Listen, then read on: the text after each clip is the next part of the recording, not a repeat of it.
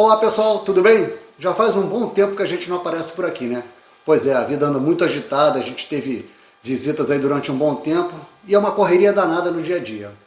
Hoje a gente retorna e eu vou entrevistar a CEO do Cataratas no Barril, a Fernanda Portugal. Ela vai falar um pouco para vocês sobre estudo e trabalho, trabalho e estudo, tudo conectado. Quer saber um pouco mais? Então volta aqui depois da vinheta, tá bom?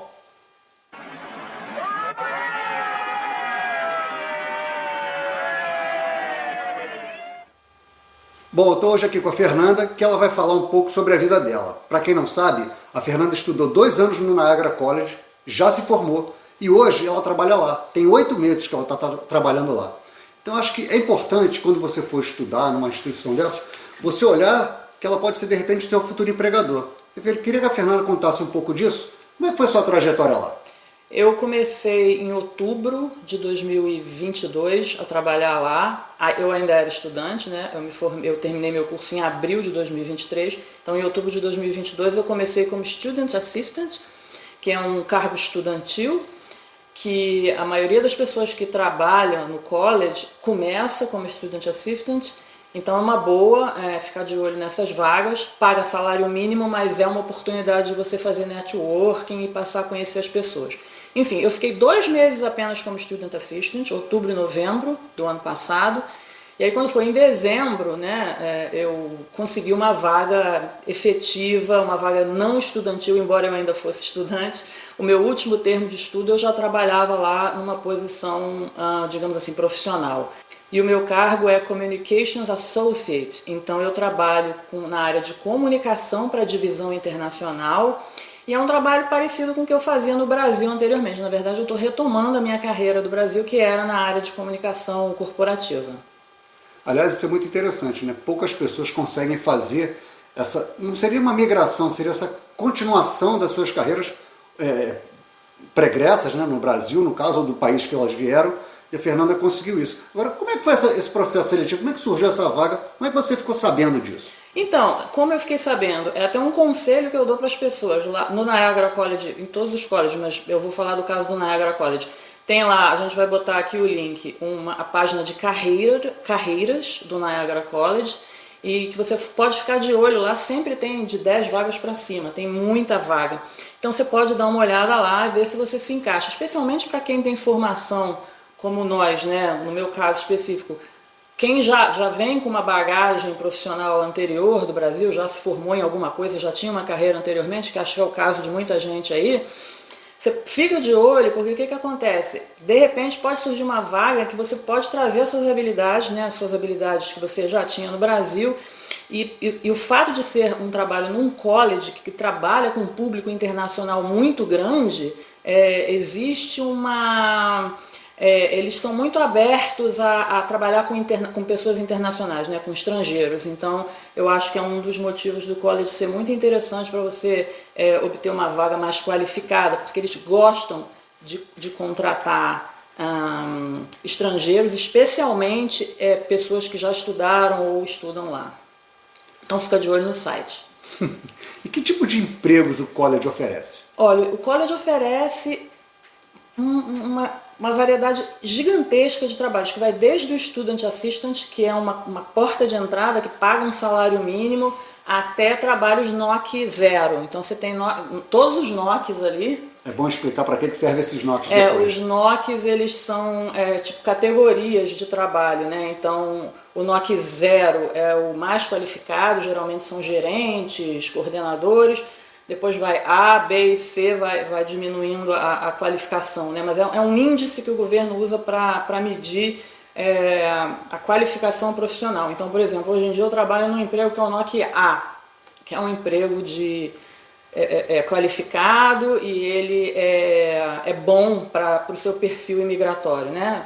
Não sei se talvez todos já tenham pesquisado aí, mas as boas profissões, boas carreiras para imigrar são de NOC B para cima, B, A ou 0. Então o college tem, se você olhar hoje lá nesse site que eu falei, você vai ver que tem para todas as formações que você possa imaginar e está toda hora surgindo oportunidades, porque o Niagara College especificamente está ampliando muito lá o número de funcionários nesse momento. Aí é bom ressaltar que esse NOC teve uma mudança na terminologia. Agora é o que mesmo? Hein? Agora é TEER, é TEER, que a gente vai botar a legendinha aqui explicando o que é e o link para o site do governo também. Muito bom. E agora, como é que a gente faz? Eu quero conseguir um emprego no Niagara College. Como é que eu faço? Além de consultar essa página, como é que é? Tem um processo seletivo? Como é que é esse negócio? Tem. Primeira dica, se você ainda é estudante, entra numa vaga de Student Assistant. Veja o meu caso. Eu fiquei muito pouco, eu fiquei 2 meses só e já pulei para outra. Entra numa vaga de Student Assistant, porque aí você vai começar a conhecer as pessoas-chave ali. Você vai começar a fazer o networking. O networking é muito importante. Por mais que você seja bom, qualificado, por mais que você vá bem depois no processo seletivo, se você tiver conhecimento das pessoas, isso funciona em qualquer lugar do mundo, né? O networking aqui é muito importante, então eu acho que o Student Assistant é uma posição muito importante. Fica de olho no site, como eu já falei, e participa dos processos seletivos. Arrisca, se inscreve, o não você já tem. Né? Exatamente. Eu particularmente, Flávio sabe bem disso, acompanhou aqui de perto, fiquei com um medo danado de participar desse processo seletivo, eu tinha certeza que eu não ia passar, mas coisas muito loucas acontecem aqui no Canadá e eu acabei arriscando e acabei entrando, então não tenha medo de arriscar. Então conta pra gente um pouco como é que foi o seu processo seletivo? Bom, o processo seletivo para o college, para o Niagara College especificamente, eu acredito que se repita nos outros colleges, não é um processo seletivo assim fácil, é um processo seletivo formal. Então tem a primeira etapa, é aquela etapa resumê e cover letter, que você manda, aí eles vão analisar o resumê e a cover letter, vão fazer uma shortlist, né, que é uma lista de... Você tem que passar naquela peneira ali. Passando naquela peneira, você vai para a fase de entrevista e, no meu caso, como era para uma vaga em comunicação, eles pediram para mim um portfólio também de trabalhos anteriores, então eu não tinha o portfólio, eu fiz... Construa o seu portfólio. Eu fiz meio no susto, assim, fiz rápido, porém demoradamente, né? Depois eu explico. E assim, aí depois, se você passar nessa primeira etapa, você vai para a entrevista, é uma entrevista em painel, isso significa, no meu caso, eram 4 pessoas em volta assim, de mim, eu meio que no meio assim, e as pessoas vão te bombardeando de perguntas relativas a você, suas atitudes e também sobre as skills necessárias para aquela vaga que você está aplicando. E é tipo 1 hora de pergunta, e você tem que responder. E é isso. E aí depois dessa fase de entrevista, eles vão pedir os documentos, aí entra a questão da equivalência de diploma também. Se você tem uma formação no Brasil e você está aplicando, como eu, para uma vaga que tem a ver com a sua formação no Brasil, você vai ter que apresentar a equivalência de diploma, que eu posso colocar, né, aqui também o link da instituição aqui no Canadá, que pega o seu diploma do Brasil, analisa e diz em termos canadenses ao que ele equivale. Então o meu diploma de comunicação no Brasil virou um diploma bacharelado de comunicação aqui no Canadá. 2 cursos de pós-graduação que eu fiz viraram também 2 cursos, enfim, eles fazem a equivalência, dizem-se qual é a credencial que você tem canadense com base na sua formação no Brasil, vamos dizer assim. Tudo isso é importante e no college eles vão pedir isso se você tem uma formação prévia. Aliás, por falar em questão de documentação, é sempre bom você estar com tudo à mão. Essa questão da documentação, por exemplo, da universidade, eu estou enfrentando um problema sério, porque eu estudei numa universidade que ela não existe mais, que era a Universidade Gama Filho, lá do Rio de Janeiro, e ela foi incorporada, pela Estácio, e eu pelo telefone aqui, eu já fiz mais de 10 ligações e não consigo achar o meu diploma, porque eles têm que enviar para cá para eu fazer a equivalência. Então eu estou apanhando muito por conta disso. Então se você tem um problema parecido, uma situação parecida, corre atrás antes de vir para cá, não faz que nem eu fiz não, porque eu também não sabia, né? Evidentemente. Exatamente. No meu caso, por exemplo, eu também fui meio que pega de surpresa e eu fiz essa equivalência durante o processo seletivo, foi uma loucura. Tive que pedir para minha mãe lá no Brasil ir nas universidades, que eu tenho 3 formações, o FRJ, a Cândido Mendes e a PUC. A minha mãe teve que bater na porta das 3 para conseguir que eles fizessem a documentação, enviassem. Foi uma confusão, mas no fim deu tudo certo. Mas enfim, essa documentação você vai precisar depois, obrigatoriamente você vai ter que fazer isso se você pretende imigrar. Então se você fizer logo, você não só vai ficar com isso pronto para o processo imigratório do lado da frente, como você pode usar isso para conseguir um emprego, por exemplo, no college ou em outra instituição que vai exigir isso. Então a dica é essa mesmo. Se você está no Brasil e tem a possibilidade de ir pessoalmente nas suas universidades, que é bem difícil, é bem chatinho de conseguir esses documentos, faça isso hoje. Bom, voltando aqui ao tema que trabalho aqui, como é que você se preparou para o seu processo seletivo? Então, uma coisa que eu acho muito importante é o seguinte: se você vai se mirar numa vaga mais qualificada, é muito importante que você faça o seu resumê e sua cover letter muito focados naquela vaga. Então você vai pegar a job description, você vai pegar palavras-chave da job description e vai tentar encaixar elas no seu resumê, né, que é o seu currículo, e na sua cover letter. Para dar aquele tiro certo, né? Não adianta você pegar o mesmo resumê e jogar para um monte de vaga, a não ser que sejam vagas menos qualificadas, mas se for a vaga qualificada tem que mirar. E só para vocês terem uma ideia, eu me lembro bem que eu fiquei tipo um dia inteiro, foram 8, 9, 10 horas durante um dia inteiro fazendo o meu currículo e minha cover letter para essa vaga. Não foi uma coisa assim, vou mandar, não, foi uma coisa bem pensada. O portfólio que eu estava falando para vocês, eu não tinha, aí tudo bem, juntei tudo, fiz um PowerPoint lá bonito, só que tudo em português. Os textos que eu tinha escrito, as matérias, as coisas que eu tinha feito para o Brasil em português, eu falei, pô, mas a banca é de língua inglesa, então eu traduzi tudo para o inglês e fiz um portfólio bilíngue. Então, conseguir uma vaga qualificada significa que você vai ter que empenhar um tempo grande seu se preparando para o processo seletivo. Mesma coisa a entrevista em painel. Foi a primeira vez que eu participei de uma, é bem puxada, mas eu treinei comigo mesma, na frente do espelho. Uma amiga mandou uma mock interview, que é a entrevista falsa, que é com aquelas perguntas meio básicas que todo RH daqui costuma fazer. Tem a Mariana aí, obrigada Mariana, ajudou bastante. E eu treinei, então assim, por mais que na hora fizessem perguntas assim, meio que eu jamais poderia imaginar, algumas eram similares às que eu já tinha meio que treinado. Então você não vai totalmente no escuro. Então foi assim que eu me preparei, foi uma preparação árdua, durou aí, sei lá, uns 2 semanas aí muito loucas de e achando a todo momento que não ia conseguir. Então no final eu consegui, mas aí já é uma outra história, né? E por fim, como é que é a sua rotina lá no seu trabalho? Então, eu trabalho na área de comunicação da divisão internacional, então o que eu faço basicamente são matérias, né, articles. Então, para quem é aí do Niagara College, tem o Inside NC, vamos botar o link aqui também. Inside NC tipo um blog que tem todas as matérias sobre todos os projetos, tudo que está acontecendo no college. Então eu escrevo as matérias relativas aos projetos internacionais do college para esse site e todo tipo de comunicação escrita que vocês possam imaginar. Então, comunicados, boletins, aqueles folhetos de informação para estudantes internacionais, tudo que tem a ver com comunicação internacional.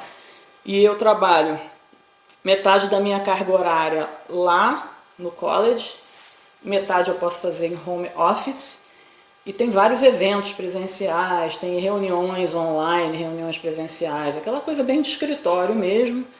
E o que é bacana é que a equipe é muito diversa, tem muitas pessoas que estudaram lá também, que foram estudantes de lá, como eu, e tem gente de várias nacionalidades. Meu chefe e minha chefa são canadenses, mas a gente tem gente do Brasil, da Nigéria, da Índia, do Japão, de um monte de lugares, então é muito bacana, um caldeirão mesmo de pessoas ali, de diversidade, de modos de pensar diferentes, é bem interessante. E quais seriam os principais desafios que você tem lá? Bom, além dos desafios normais, né, que a gente tem no dia a dia de qualquer profissão, eu acho que o principal desafio aqui ainda é a barreira linguística. Então, por mais que a gente saiba inglês, isso aí Flávio falou, dá uma olhada na entrevista do Flávio, acho que você falou sobre isso na sua entrevista. Você repete o tempo todo isso. Então, por mais que você saiba inglês, que você, enfim, domine tudo, é muito diferente, por exemplo, o inglês do college quando você é estudante é uma coisa, é fácil, porque os professores falam pausadamente, você está ali como estudante, para lá. Quando você vai para o mercado de trabalho efetivamente, é como eu e ele estamos falando em português aqui. Então, muitas vezes você fica assim, tipo, boiando, sem entender nada. Então, faz aquela cara de pinguim de Madagascar, sorriam e acenem e vai. Porque é a única maneira. Você tem que ir tentando furar essa barreira linguística, mas é bem complicado. Eu acho que a parte de escrita é mais tranquila, porque você pode fazer e ir verificando se está tudo certo e tal, mas na hora de falar também é um desafio muito grande.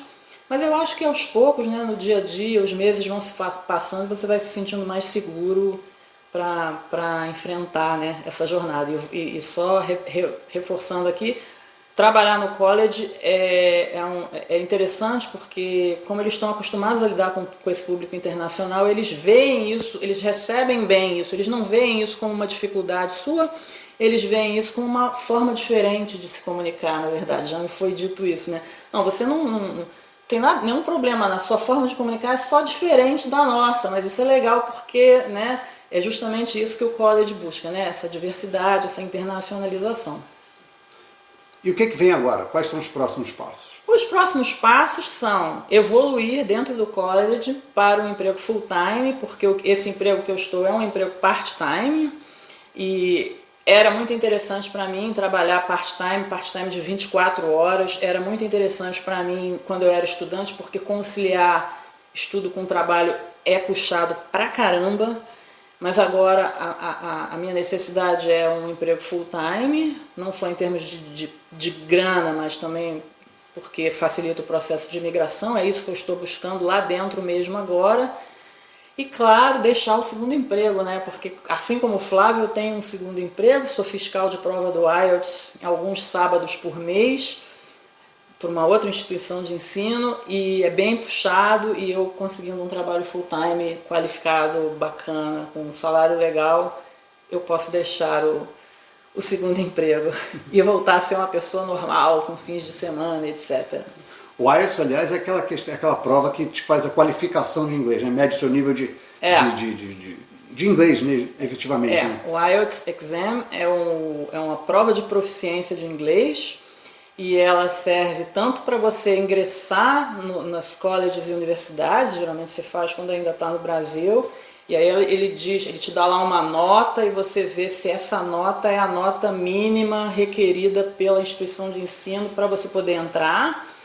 E esse é um tipo de IELTS. O outro tipo de IELTS é o IELTS General, que serve para imigração, que todos nós vamos ter que fazer em algum momento, para provar que nós somos feras no inglês e que a gente tem plena capacidade de se adaptar aqui à vida canadense.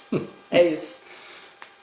Bom, pessoal, isso é o que a gente tem para hoje, então você já sabe, fica ligado, não só estude, fique de olho nas oportunidades das escolas, dos colleges, universidades, seja lá onde você vá estudar, tem que ficar de olho sempre nisso, fazer o seu networking e se preparar, gente. Documentação, estudar sempre.